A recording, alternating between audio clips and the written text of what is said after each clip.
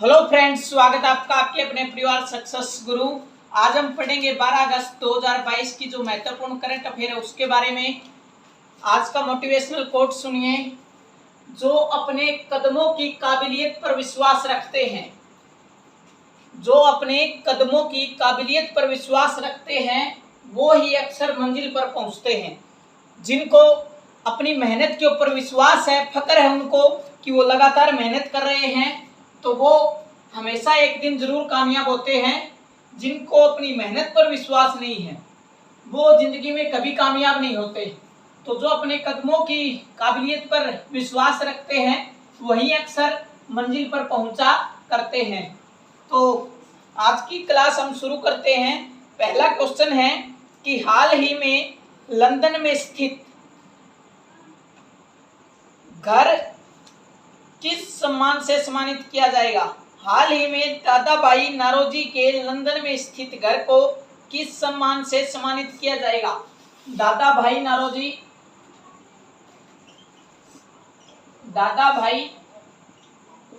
नारोजी का घर है लंदन के अंदर। तो पूछ रहा है कि उस घर को किस सम्मान से सम्मानित किया जा रहा है। तो वो है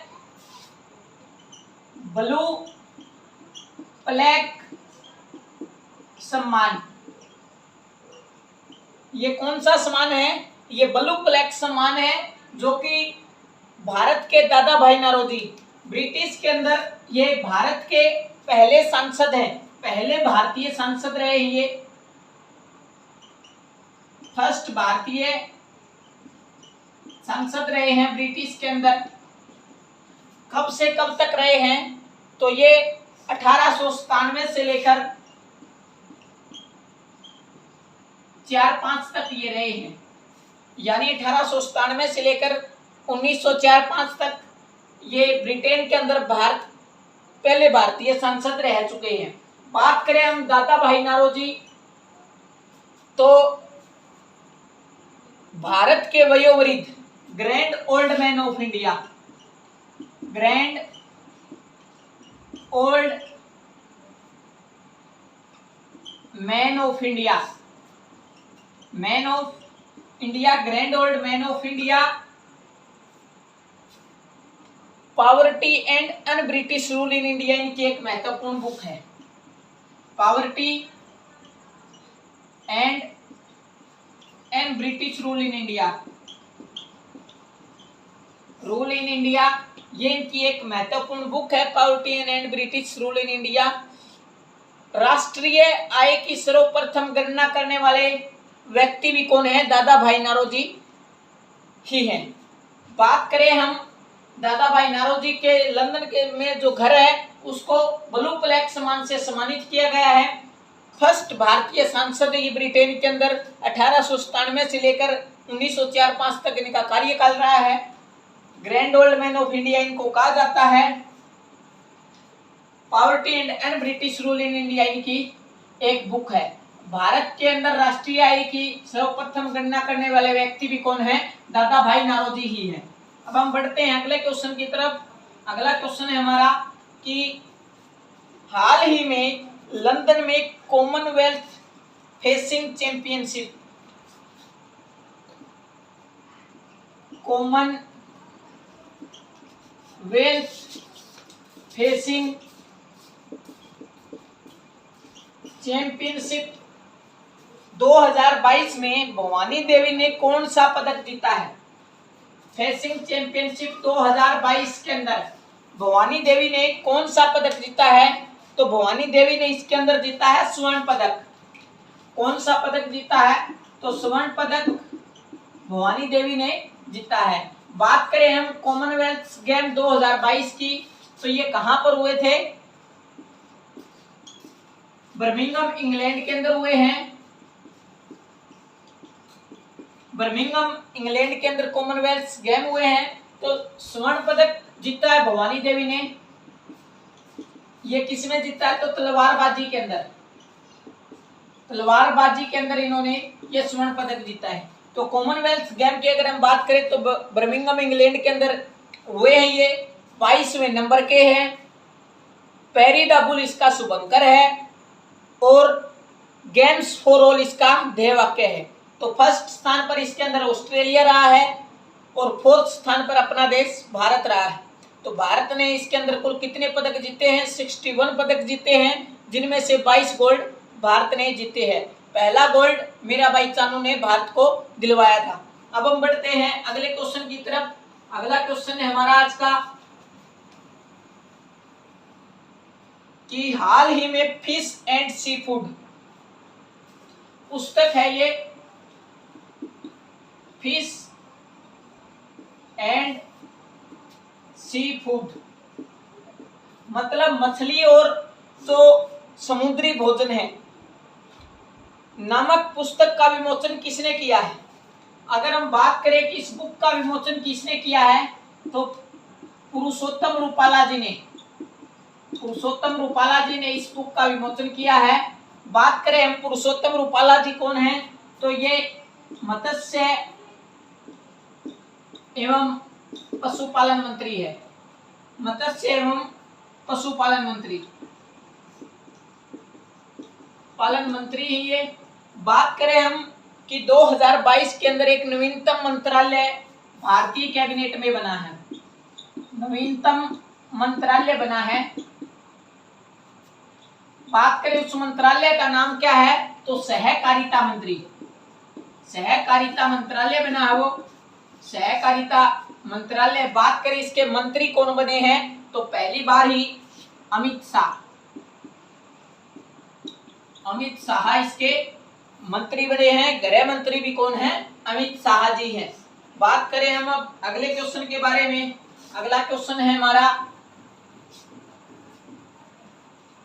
कि हाल ही में महाराष्ट्र के राज्यपाल भगत सिंह कोश्यारी ने किस शहर में 22वें भारत रंग महोत्सव, 22वें नंबर के हैं भारत रंग महोत्सव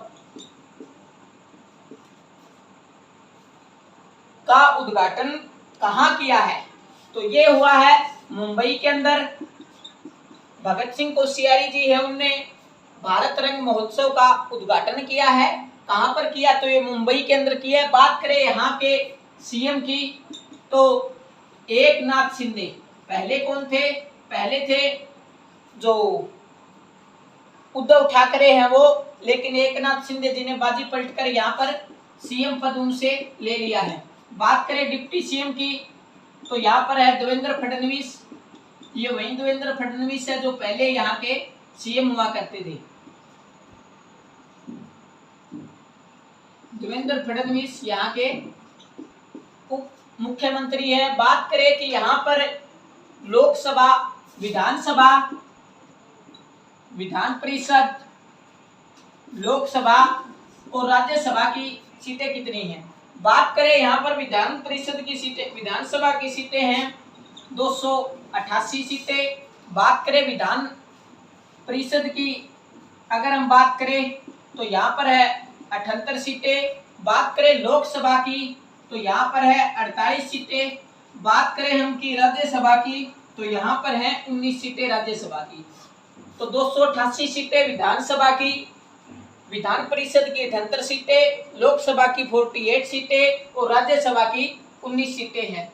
तो यहाँ के जो गवर्नर हैं भगत सिंह कोश्यारी यहाँ के गवर्नर हैं।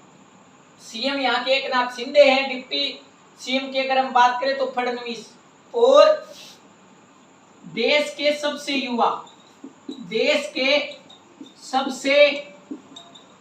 युवा स्पीकर भी यहीं पर हैं।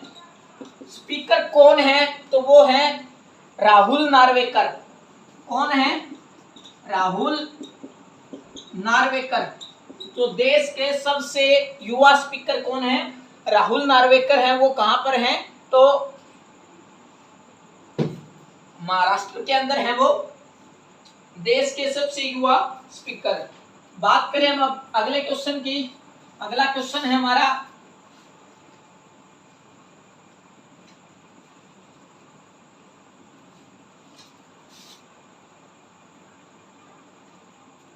अगला क्वेश्चन है कि हाल ही में किस राज्य सरकार द्वारा बुनकरों के लिए नेथन्या बीमा योजना,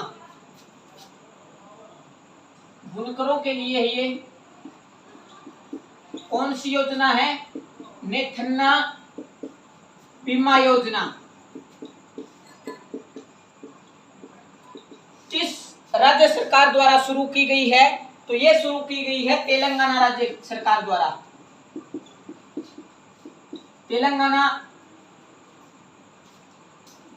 तेलंगाना राज्य द्वारा।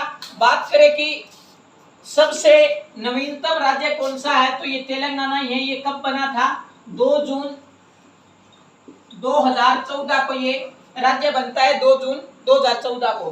बात करें हम कि यहाँ पर सीएम कौन है? सीएम की अगर हम बात करें, गवर्नर। सीएम की अगर हम बात करें तो चंद्रशेखर यहाँ पर सीएम है, के चंद्रशेखर राव। गवर्नर की अगर हम बात करें तो तमिली साई सुंदरराजन यहाँ के गवर्नर हैं। बात करें कि हम यहाँ पर लोकसभा, विधानसभा, राज्यसभा, विधानसभा, विधान परिषद, लोकसभा और राज्यसभा। बात करें हम कि 17x9, बात करें हम कि 17 निमा 119, सॉरी 17x7 यानी 119 यहाँ पर सीटें किसकी है? विधानसभा की। 7 सीटें यहाँ पर राज्यसभा की और लोकसभा की यहाँ पर 17 सीटें हैं। तो 17 सीटें यहाँ पर लोकसभा की, 7 सीटें यहाँ पर राज्यसभा की और विधानसभा की 119 सीटें। बात करें कि हम विधान परिषद की कितनी हैं, तो 40 सीटें यहाँ पर विधान परिषद की है।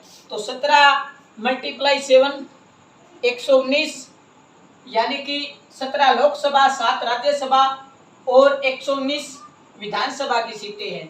बात करें यहाँ पर कि नेशनल पार्क कौन कौन से हैं। नेशनल पार्क की अगर हम बात करें कि यहाँ पर टोटल 2 नेशनल पार्क हैं, मृगवानी और अमराबाद। मृगवानी नेशनल पार्क और अमराबाद नेशनल पार्क। तो 2 यहाँ पर नेशनल पार्क हैं। तो फ्रेंड्स, आज की क्लास में इतना ही। मिलेंगे नेक्स्ट क्लास में, तब तक के लिए जय हिंद, वंदे मातरम, भारत माता की जय।